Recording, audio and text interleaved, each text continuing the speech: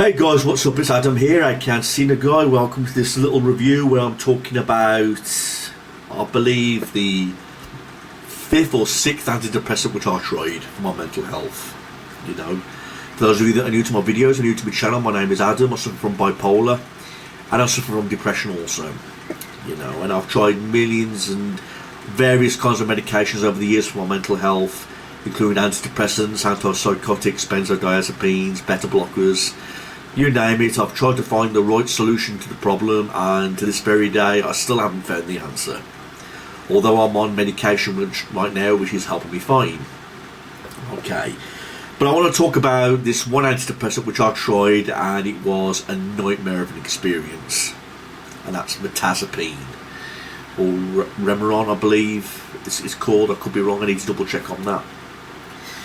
Now, Mirtazapine was just given to me randomly, you know, because my doctor was to the point now where he was losing patience with me because I was failing all these antidepressants that he was prescribing me and he was running out of options.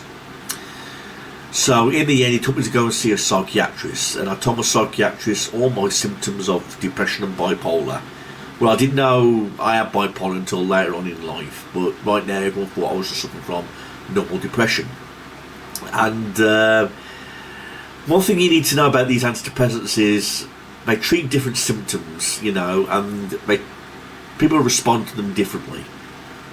You know, I mean, one of the main things I did was sleep too much, have no energy, suicidal thoughts, feeling down, you know, and I just felt absolutely terrible, constantly down, suicidal thoughts, negative thoughts, wanted to end my life and sleeping way too much. Those are my symptoms of depression.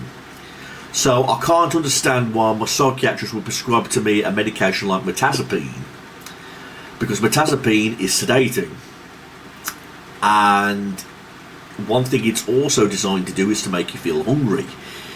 So I do recommend Mirtazapine to people who have a sleeping disorder where they're restless. And I do recommend it to people who are depressed and they're anorexic or they're underweight. But when I was on this medication, obviously I was prescribed to it for the wrong reason. I don't know why the psychiatrist put me on Mirtazapine when I told him that I was sleeping too much already, I was overeating already because I used to be overweight. So I can't understand why he prescribed me an antidepressant that would make me sleep and make me eat. Because this medication, just like quetiapine, knocked me out. Mirtazapine was so fucking strong, and I was only on 15 milligrams, which was the lowest dose. I believe you can go up to 45 milligrams, I believe, but I never went any higher than 15, and I was only on this medication for 2 weeks and I came straight off it. I told my doctor I can't take Mirtazapine anymore. There was no severe side effects like headache or dizziness or anything like that. It's just that this drug just knocked me out cold. And I'm not kidding, I'm embarrassed to say this, but when people say, how long did you sleep for? You really want to know? Let's say, for example, if I took this medication before bed at 9 o'clock, I would not wake up the following day until 2 in the afternoon. That's the God's honest truth. That's how strong this sedating antidepressant was. And then when I would wake up, I'd feel very drowsy, I'd feel like a zombie, and I'll just feel like going back to sleep again. And which that's the case that I'll do. I'll just wake up, feel very drowsy, very hungover, and I'd go to sleep and I'd sleep for another 2 hours. And when I woke up, I feel so hungry, starving even. Starving up to the point where I'd eat oversized portions just to feel full. You know, so Mirtazapine, it would knock me out for all them hours. I'd wake up very drowsy and hungover and very hungry. And then when I was awake, I used to eat oversized portions of fish and chips, McDonald's, KFC, Burger King, takeaways, pizza, fry-ups, you name it, I'd do it. Because eating a light snack like cereal or sandwiches did not cover the hunger, would not fill me up. So I'd overeat and then I'd go back to sleep again. It was like a cycle of sleeping and eating. sleeping and eating, and it would not fucking stop. And it was hell. I'd just go into all these comas straight away. I'd only take it, let's say for example, if I took it in the day, I'd sleep throughout the day, but my doctor says take this at night before you go to sleep. So I'd take it, and within 10 minutes I'd be out cold. I'd be out cold into a coma. Then I would sleep for like 12 hours. No kidding. I'd sleep for like 12 hours, and then when I wake up, I'd stuff myself with food and then go back to sleep again. How are you supposed to live like that? How are you supposed to recover and get through your depression when you're like that? I suppose that is one way to deal with depression, when you're asleep, but you know, what kind of lifestyle is that? And I began to smell really bad because I wasn't looking after my hygiene or anything like that.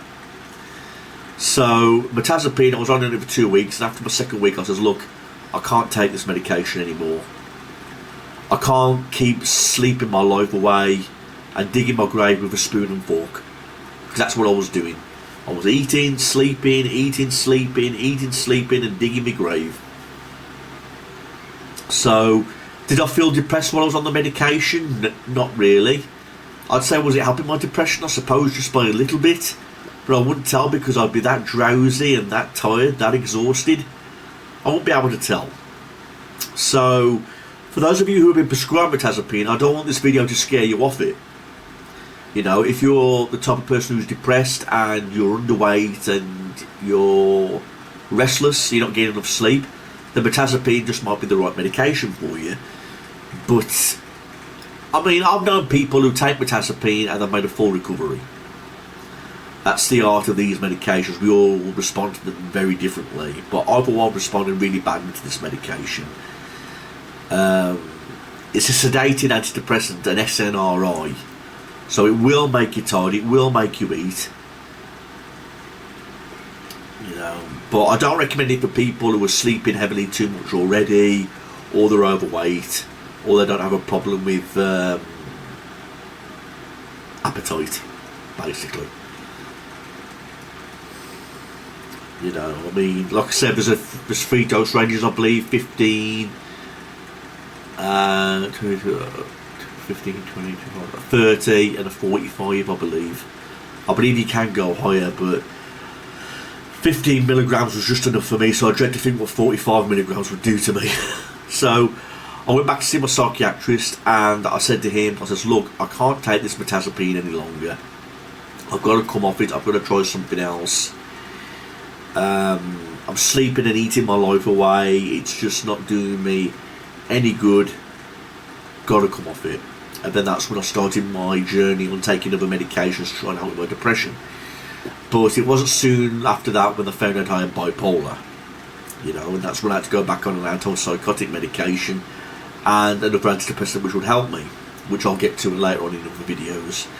But if you have any questions, anybody, or is there anything you'd like to say, anything you want to ask, anything you want to say in general about this medication or mental health, please leave it in the comment section below, and I will do my best to get back in touch with you, you know, to give you help and advice based on my experience. But sadly, Mirtazapine, it was one of the bad ones, at least for me.